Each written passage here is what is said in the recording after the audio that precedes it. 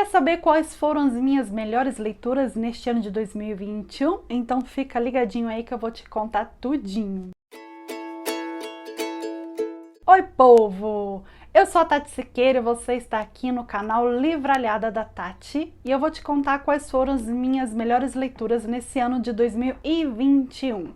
Vou colocar aí meio em ordem cronológica e não pela ordem assim dos top. Tentei escolher 10 livros bacanas, mas foi muito difícil, porque os livros que eu li esse ano foram bem legais. O primeiro deles é Moisés Negro, do Alama Bancu. Ele é um escritor moçambicano e conta a história do pequeno Moisés. E na primeira parte do livro ele fala sobre a vida do Moisés no orfanato e passa-se na década de 1970. A história também pega um pouco ali da implantação do socialismo, né? E na segunda parte do livro conta a segunda parte da vida do Moisés. E é muito legal também porque ele questiona bastante a saúde mental, né?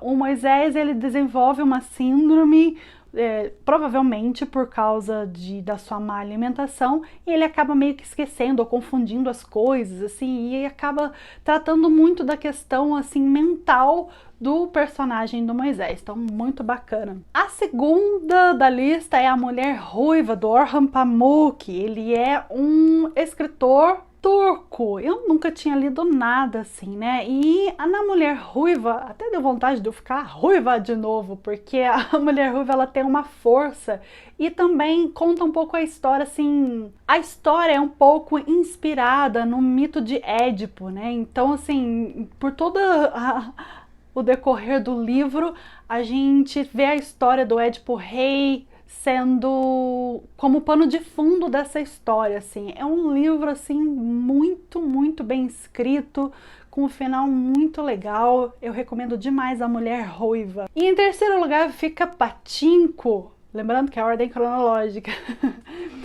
Pachinko, da Min Lin-ji. Foi um livro que me surpreendeu também bastante. Ela é uma escritora coreana. Então conta a história de uma menina que ela engravida de um rapaz muito rico e acaba que descobre que esse rapaz muito rico, ele é casado. Então ela se casa com um pastor que estava sendo hospedado na hospedaria da mãe dela lá, e ela era muito pobre, assim. E ela morava na Coreia, obviamente, ali depois da Segunda Guerra, ali a gente tem esse pano de fundo da Segunda Guerra Mundial, e ela vai viver no Japão com este pastor.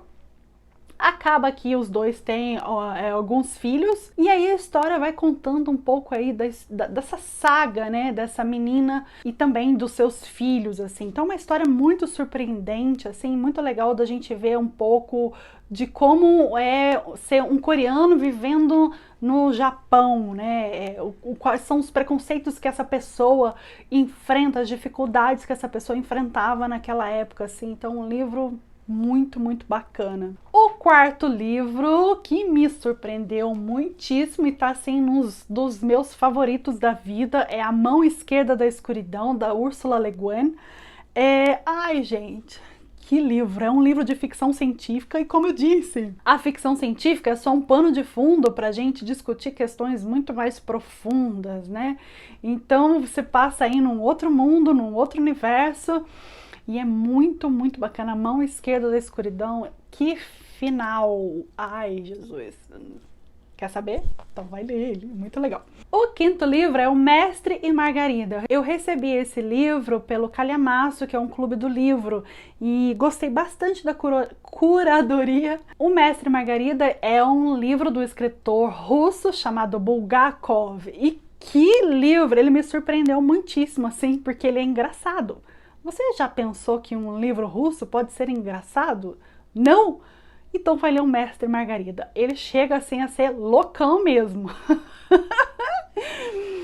Ele fala muito da história aí de um escritor, né, que tá falando a história do Pôncio Pilatos, e aí, de repente, parece que as pessoas entram dentro da história e o diabo começa a passear ali pela cidade de Moscou e tal, e a gente tem todo aquele pano de fundo, né, da cidade, e eu já tenho resenha dele aqui também, se vocês quiserem dar uma olhadinha. O Mestre e Margarida, do Bulgakov. fantástico. E na pegada da ficção científica, eu também descobri a Octavia Butler, que escritora maravilhosa, uma escritora americana. Nesse livro do Kindred, nós temos aí a presença de uma ficção científica light. É uma mulher vivendo aí nos anos 70, eu acho, e ela volta no tempo, lá para os tempos da escravidão, até que ela encontra um menino branco e ela começa a ajudar esse menino. E na verdade começa a acontecer coisas assim muito fortes com ela, né? Então ela vai e volta, ela não tem controle de ir pro passado para voltar. Mas quando esse menino estava sentindo assim, ele estava em perigo, essa personagem do Kindred, ela volta e ajuda esse menino branco. Só que o desenrolar da história assim é tão chocante que chega um momento que você fala assim, meu Deus, que livro é esse? E também coloca assim em questão muitas coisas sobre o racismo estrutural, até que ponto, né, assim, a educação de uma pessoa pode fazer ela ser uma pessoa racista, até que ponto ou não, sabe? Então muitas coisas assim são colocadas em questão nesse livro Kindred. Fantástico! O sexto livro eu li numa leitura coletiva e é O Quarto de Giovanni, do James Baldwin. Eu nunca tinha lido nada dele, também é um escritor negro americano. Meu Deus, que livro fantástico! Então ele trata aí da história de um casal e de um casal homossexual numa época bem difícil de ser homossexual, mas a história se passa na França. E é muito, muito interessante os questionamentos, assim. Esse foi um livro que eu odiei os personagens, porque você odeia tanto o Giovanni quanto o outro personagem, que eu esqueci o nome. Só que você ama o livro, porque o livro trata de questões muito, muito importantes, assim, né? E é um livro, assim, fininho, uma escrita, assim, bem fluida, então, muito legal. James Baldwin, quero ler mais coisas dele, eu achei fantástico. O sétimo livro é um livro que me fez chorar. Os 100 Anos de Lenny e Margot.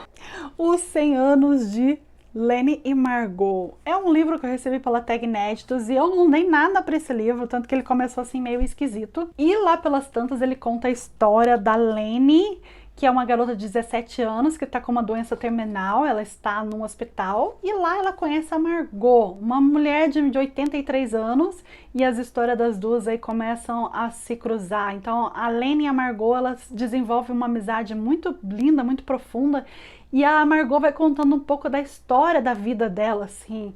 E foi um livro que me tocou muito, eu não sei se porque tem alguns gatilhos, né, do hospital mesmo, de perder umas pessoas, e gente, todos nós, assim, esse ano, o ano que passou, eu sei que muita gente perdeu alguns dos seus parentes, seus amigos.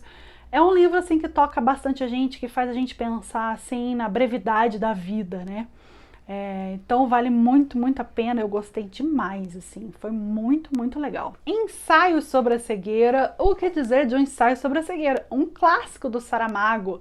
A escrita dele foi, assim, um negócio que me surpreendeu, né, porque ele não tem divisões de capítulos no ensaio sobre a cegueira. Os parágrafos são todos meio emendados, a gente não tem, assim, travessão, aquela escrita que não tem pontuação, mas ela tem a maiúscula que a gente sabe que é outra pessoa que está falando, assim, até você se acostumar um pouquinho com a escrita do Saramago é meio difícil, mas depois que você pega e ele vai destrinchando ali, né? Então, um ensaio sobre a cegueira. Um belo dia, uma pessoa fica cega no meio da rua, ela tá dirigindo, fica cega, e aí um monte de gente começa a ficar cego, e aí aquilo é tipo uma epidemia, todas as pessoas ficam cegas e somente uma pessoa fica vendo. E ela esconde que tá vendo, porque senão ela poderia até virar uma escrava dessas pessoas que estão cegas, né? Então são questionamentos bem interessantes aí, muito profundos. E eu já tinha assistido o filme, então foi bem legal, porque o filme é bem fiel ao livro, e foi legal, assim, retomar um pouco dessa história, deu para pensar várias questões aí. E o último livro, que foi uma das minhas últimas leituras do ano, foi Trem para o Paquistão, do escritor indiano Kushwant Singh. Que livro bacana, também tem resenha dele aí, então nem vou falar muito sobre ele, mas é um livro que me surpreendeu bastante. E se passa na Índia de 1947, da divisão aí da Índia e Paquistão, então a divisão entre os islâmicos e os hindus. bacanérrimo. Estes foram alguns dos livros que me surpreenderam, que me tocaram, que tiveram finais assim bem interessantes. Claro que tem muitos outros. Esse ano eu consegui ler 57 livros. Esse é o meu saldo, eu vou deixar a minha lista aqui no vídeo, se você se interessar por algum deles, né? Mas essa lista, gente, eu acho assim, se você ler um livro por ano, meu Deus do céu, já tá lindo, maravilhoso. Se você ler um livro por mês, nossa, que legal, sabe? Quando começou essa pandemia, eu tentei voltar a ler alguns livros e aí que eu fui voltando a ter o hábito da minha leitura. Eu comecei com uma meta de 12 livros, um livro por mês, e aí eu fui me empolgando, e esse ano eu fechei com 57 livros. Tudo nessa vida é questão de hábito, né? Se a gente tem o hábito, se a gente desenvolve o hábito, a gente consegue ler, nem que seja um pouquinho, né? E eu sei que os livros andam muito caros, mas a gente também pode achar livros de graça aí na internet, e-books. Eu gosto muito do Kindle, leio muito pelo Kindle. O Kindle você pode baixar no teu celular, você pode colocar ele no computador. Então não tem desculpa para não ler. A gente pode ir num sebo, pedir emprestado, ou você fala assim, não tô sem dinheiro aí, alguém me manda um livro. Eu tenho certeza que vai ter um monte de gente para te mandar livros aí, certo? O importante é ler, nem que seja um livro fininho, um livro por mês, mas leia. Lê, quem lê cultiva sonhos. Eu espero que vocês tenham gostado dessa minha lista e vejo vocês no próximo vídeo.